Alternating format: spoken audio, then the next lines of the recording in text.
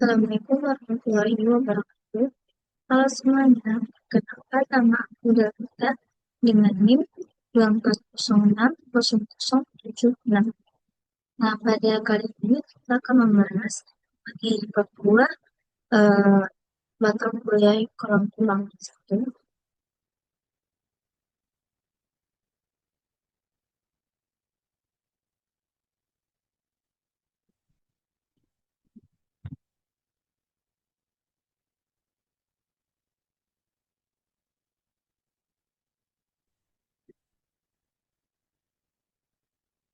Dosen kita akan membahas tentang pemakaian ekonomi komparatif. Mari kita mulai dengan melihat realita dunia yang saat ini.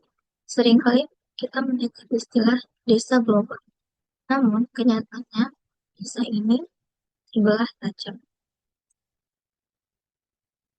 Jika kita bandingkan Amerika Serikat, India, dan Republik Demokratik Kongo atau RTK, perbedaannya sangat mencolok.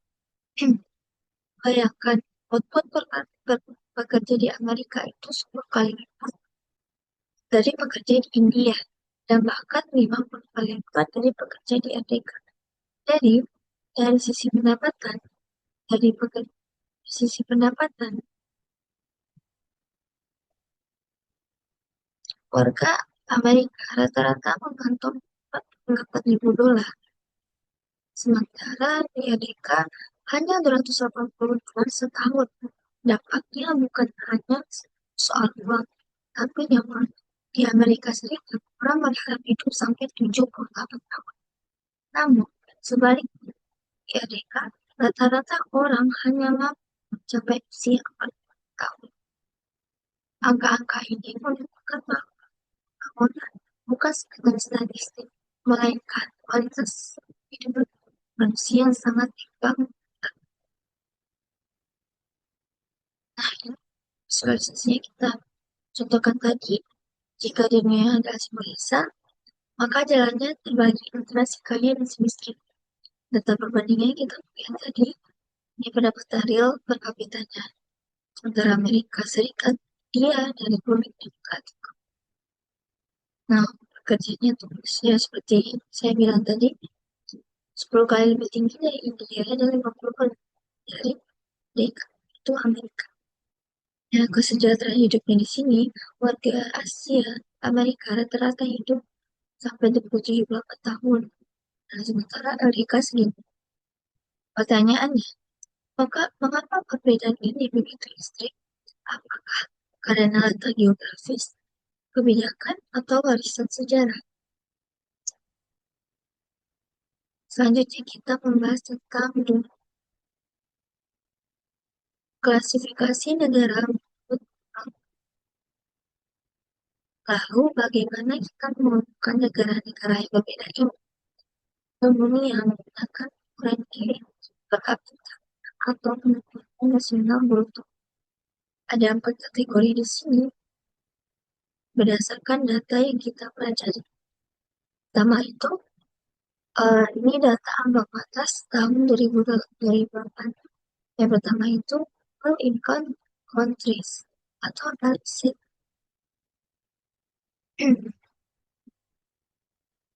Nah, atau negara berpendapatan rendah dengan DGNY di bawah $975.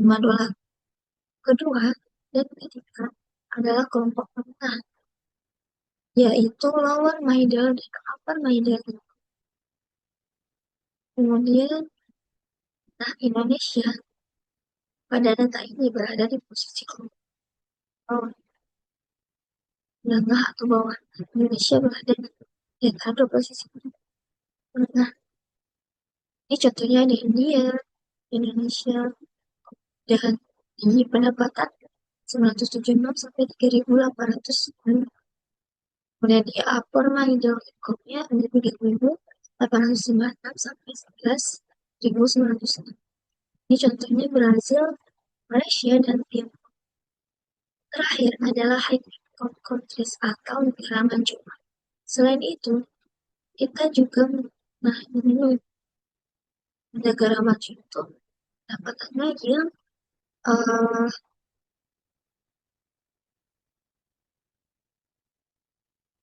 lebih dari 5 dan lebih dari 19.907 dolar. Contohnya itu Amerika Serikat, Inggris, dan Jepang. Eh, Setelah itu kita juga mengenal istilah industri atau newly industrializing countries, yaitu negara-negara menengah yang industri manufakturnya sedang meledak pesat, seperti beberapa negara di Asia Timur. Klasifikasi ini penting agar organisasi internasional bisa menentukan jenis bantuan atau kebijakan yang paling tepat untuk masing-masing negara. Di sini negara-negara industri maju, negara-negara industri yang menengah besar.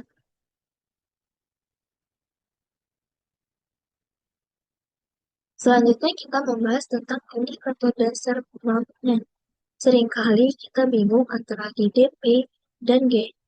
Secara sederhana, GDP menghitung suatu yang diproduksi di dalam wilayah suatu negara, sementara GNI menghitung pendapatan yang dihasilkan oleh warga negara tersebut, masuk yang dari luar negeri.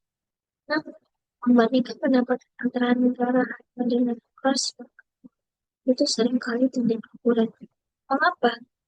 Karena harga nasi goreng di Jakarta jauh lebih murah daripada di New York. Disinilah kita menggunakan Purchasing Power Parity atau PPP. PPP adalah alat ukur yang menyamakan daya beli. Jadi, kita menghitung beberapa banyak uang yang dibutuhkan per ranjang barang yang sama dengan $1 di Amerika. Dengan PPP, pendapatan negara berkembang biasanya karena harga yang domestik yang lebih murah, memberikan nilai gambaran kesejahteraan lebih muncul. Nah, sekarang perbedaan GDP dengan GDP. Apa kita harus apa? Karena sekedar harga juga. Sini ada kita menyebut dengan perusahaan atau depresi. Depresi. Bagaimana cadangan modal mesin seperti mesin ini yang berkurang nilainya setiap tahun. Disparitas daya beli tinggi. Purchasing power paling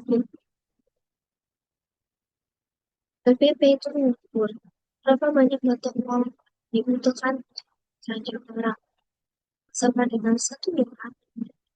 Ini memberikan standar hidup yang jujur.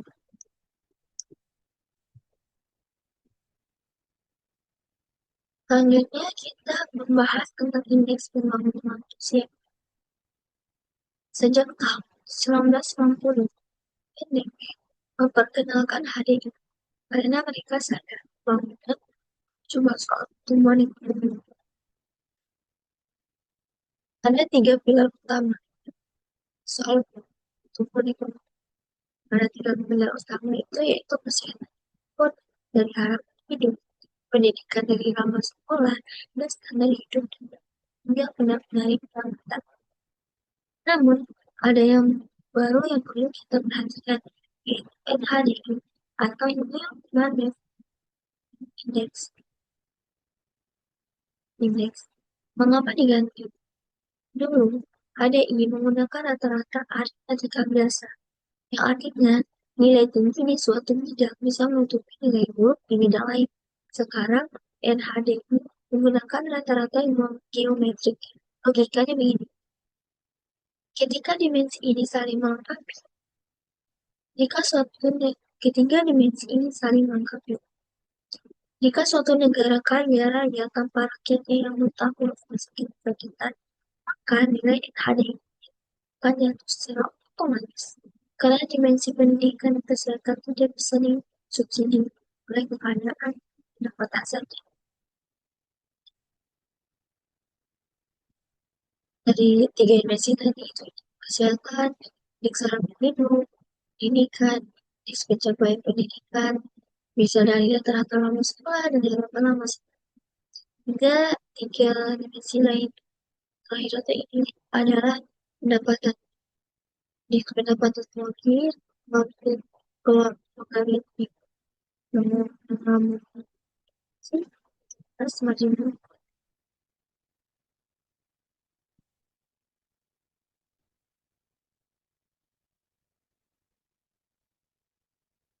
ini um, sini seperti tadi life expectancy atau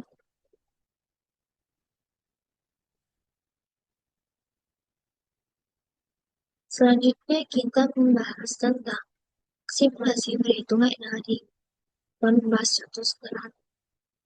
Mari kita lihat bagaimana angka NAD bekerja secara teknis.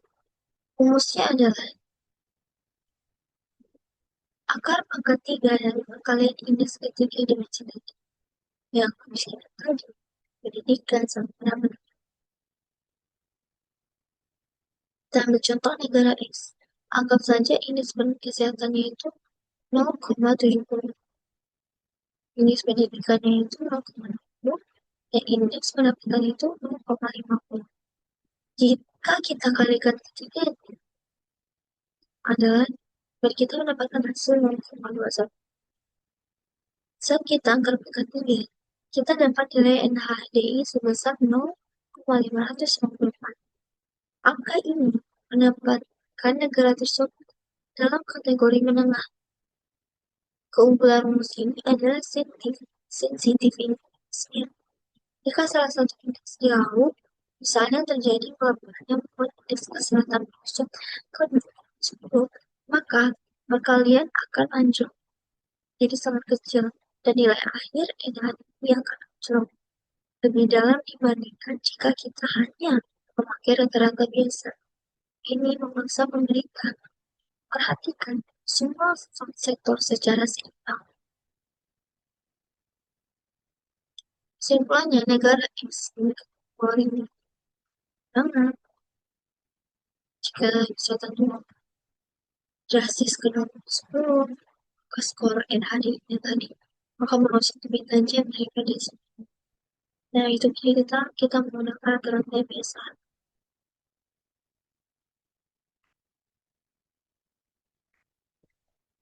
Selanjutnya kita bahas tentang karakteristik negara berkembang. Meskipun setiap negara itu unik, ada 10 pola yang sering berulang. Pertama adalah rendah standar hidup dan produktivitas. Ini seringkali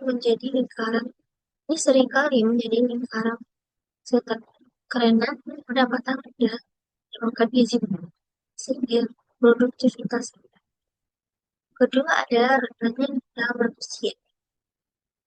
Investasi pada sekolah dan masih minim. Ketiga adalah ketimpangan yang ekstrim dan kemungkinan kemiskinan absolut. Masih banyak penduduk yang hidup di bawah garis kemiskinan, sementara kekayaan terpusat di segelintir orang. Keempat, pertumbuhan penduduk yang sangat tinggi. Jumlah anak-anak yang harus ditanggung oleh suatu pekerja sangat banyak, suatu orang bekerja sangat, sehingga sulit bagi keluarga atau berinvestasi. Nah, jadi dampak kolonialnya itu banyak negara berkembang yang mewarisi lembaga ekstraktif yang dirancang hanya untuk kekayaan, bukan membangun kemakmuran.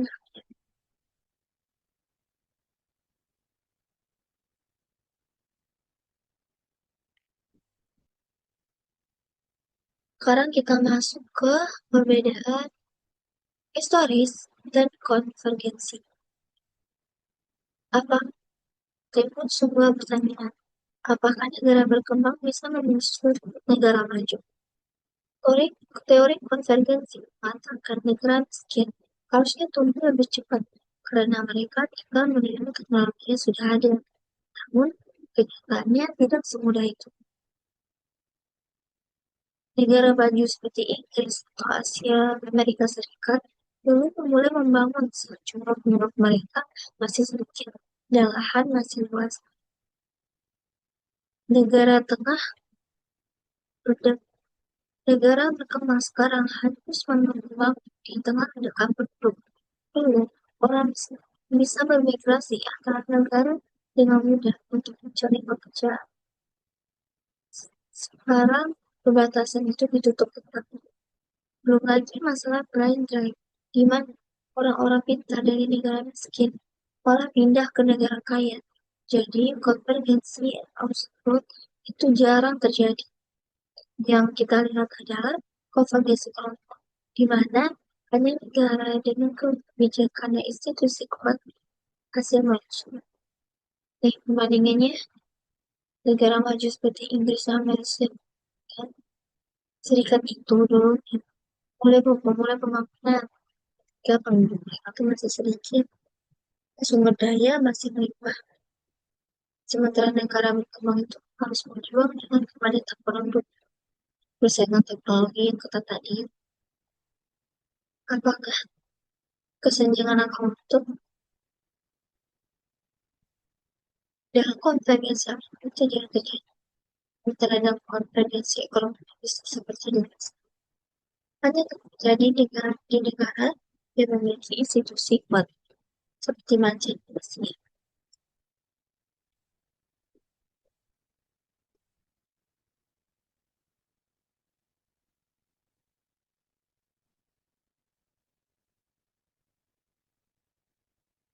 Kita masuk ke slide terakhir dan mengenai kesimpulan yang begitu. Kita akan membahas penyebab jangka panjang kesimpulannya dari semua penjelasan tadi. Sebagai penutup, apa sebenarnya penyebab utama perbedaan pembangunan ini? Studi terbaru menunjukkan bahwa institusi adalah kunci. Negara yang maju adalah mereka yang berhasil menciptakan institusi-institusinya, yaitu aturan yang melindungi milik yang adil dan pasar yang kompetitif. Kesimpulannya, pembangunan ekonomi bukan sekedar mengejar angka pertumbuhan GDP. Pembangunan adalah tentang meningkatkan kapabilitas manusia, memperbaiki pendidikan, dan membangun lembaga yang kuat. Kita tidak bisa memikul rata semua negara, tapi bisa belajar dari sejarah mengapa beberapa negara berhasil keluar dari kemiskinan, sementara yang lain itu masih terjebak. Memahami NHDI tadi dan karakteristiknya yang unik masing-masing negara adalah langkah pertama untuk memutuskan solusi ekonomi yang tepat bagi suatu negara. Sekianlah pembahasan materi pada penjelasan kali ini. Semoga bisa dipahami dan bisa diambil belajar.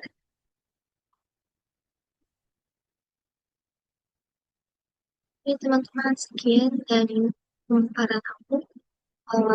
Kurang atau lebihnya aku mohon maaf ada kesalahan kata. Mohon maaf. Izin pamit undur diri. Assalamualaikum warahmatullahi wabarakatuh.